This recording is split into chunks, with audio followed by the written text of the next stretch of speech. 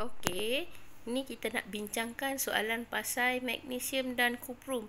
Kita nak cari dalam soalan ni yang mana satu antara magnesium dengan kuprum adalah ion positif dan juga ion negatif. Selepas tu kita nak tengok pemerhatian apa yang terhasil, apa yang terjadi kepada rod magnesium dan juga apa yang terhasil pada rod kuprum. Okey, ini yang cikgu dah cari dah kan. Cikgu dah tunjukkan kat sini. Tapi kita tengok sini macam mana langkah-langkah dia untuk kita tentukan. Okey, langkah pertama, kita tentukan terminal negatif dan terminal positif berdasarkan siri elektrokimia. So, cikgu bagi dekat sini magnesium dan juga kuprum. Magnesium dan juga kuprum. So, kita nak decidekan sama ada magnesium ataupun kuprum. Yang mana satu yang kita nak jadikan terminal positif dan juga yang mana satu nak dijadikan terminal negatif. Dia kata situ dalam tu, dia kata, yang cikgu kata tadi, dia adalah berdasarkan siri elektrokimia. So, ini adalah siri elektrokimia. Kita dah pernah belajar hari tu. So, sekarang kita letak satu magnesium dan juga kuprum. Jadi, magnesium duduk di bahagian atas dan kuprum duduk di bahagian bawah. Jadi, dalam siri elektrokimia, magnesium magnesium berada pada keelektropositifan yang paling tinggi. Jadi, magnesium ni dia duduk di kawasan yang atas. Jadi, dia akan dijadikan sebagai katot sebab ion dia adalah lebih negatif. Tapi, untuk kuprum pula, dia ada di bawah magnesium. Jadi, dia duduk, kedudukannya adalah di bawah. Jadi, dia akan bersifat ion positif dan dia punya terminal positif, terminal dia adalah terminal anod. Sebab apa kita boleh kuprum? Sebab kuprum kurang ke elektropositifan. Okey, so dekat sini cikgu tunjuk magnesium menjadi negatif dan kuprum menjadi positif. Itu adalah step pertama. Step kedua, kita tengok senaraikan ion yang hadir dalam elektrolit. Okey, kita tengok senarai elektrolit dia. So, ini adalah dia punya elektrolit. Larutan kuprum 2 sulfat. Jadi, kita pecahkan dia kepada ion-ion yang terdapat dalam larutan kuprum sulfat. Kalau larutan, kita tahu dia adalah air, H2O. Jadi, ion yang terdapat dalam air adalah ion hidrogen positif, ion hidroksida negatif, lepas tu ion kuprum positif dan ion sulfat. Ion sulfat adalah negatif. So, sekarang kita dah dapat 4 jenis ion dalam elektrolit. Ion hidrogen, ion hidroksida, ion kuprum dan juga ion sulfat. Okey, seterusnya step ketiga. Ion negatif bergerak ke terminal negatif dan ion positif bergerak ke terminal positif. Maksud saya di sini, ion positif hidrogen dia akan bergerak ke terminal positif dan ion hidroksida dan juga ion sulfat akan bergerak ke terminal negatif, iaitu magnesium.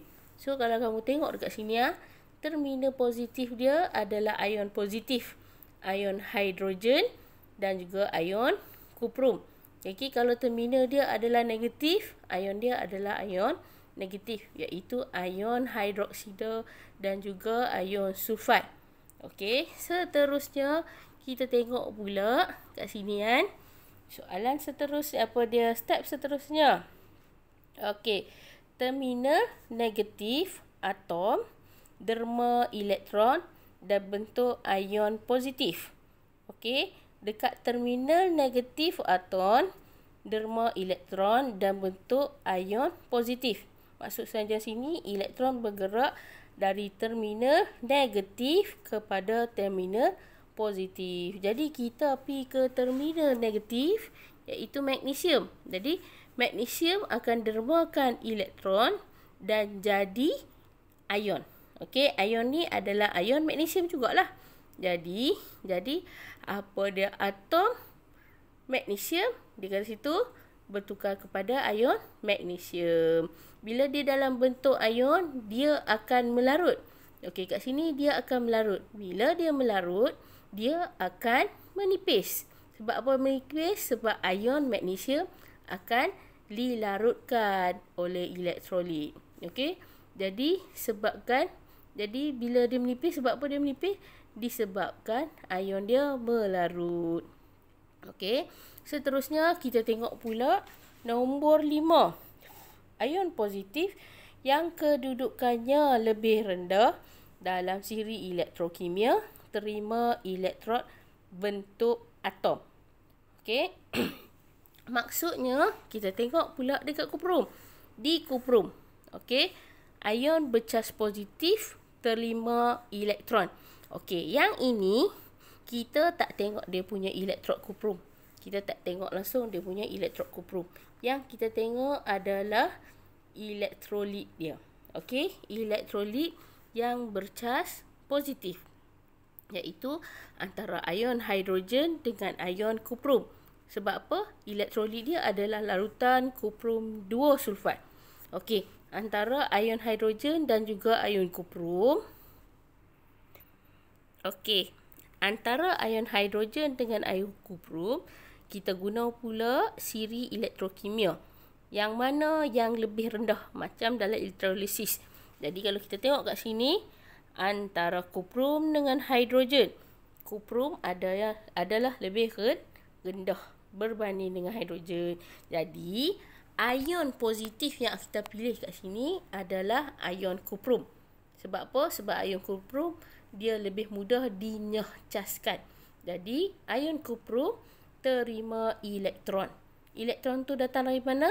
Daripada ini, terminal negatif. Jadi elektron ni akan bergerak pergi ke terminal kuprum. Okey, tapi bukan kuprum ni ya, kuprum rod, tapi kuprum dalam elektrolit. Jadi kuprum dalam elektrolit ni akan terima elektron. Okey, dia akan terima elektron. Jadi ion kuprum terima elektron dan dia akan membentuk atom. Atom apa? Atom kuprum.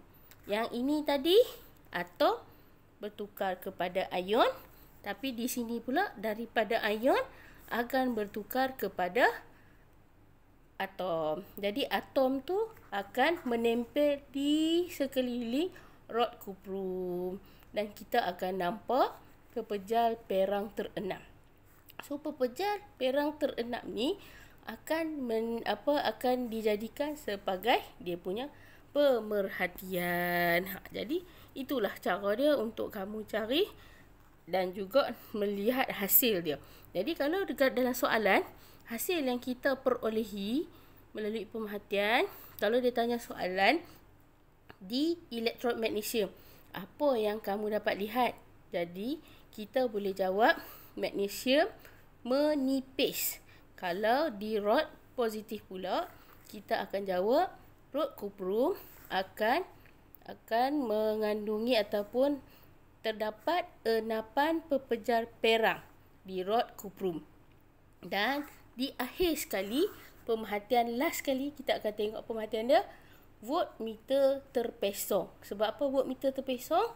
Kadar tindak balas kimia yang berlaku kat sini menyebabkan elektron bergerak.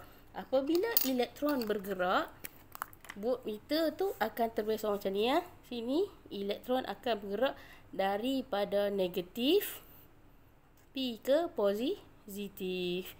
Jadi bila ada pergerakan elektron, maksudnya adalah pergerakan tenaga elektrik. Tenaga elektrik tu akan menyebabkan voltmeter itu terpesong. Maksudnya adalah tenaga elektrik.